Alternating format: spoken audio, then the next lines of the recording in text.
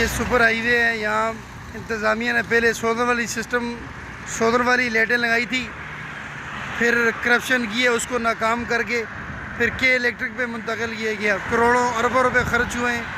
अब ये दिन का वक्त है, ये सारी हाईवे की मुकम्मल लाइटें इस वक्त चल रही हैं। ये करोड़ों रुपए की करप्शन की गई है इसके ऊपर। अब दिन का वक्त है, ये मेन हाईवे है, सारी लाइटें चल रही हैं। सोलर से के इलेक्ट्रिक के ऊपर लेके आए, ये बिजली के ऊपर, इसमें भी अरबों रुपए ठेकेदारों ने कमाए। इस वक्त ये हाईवे की सारी लाइटें चल रही हैं। ये दास्तान है करप्शन की पाकिस्तान के अंदर।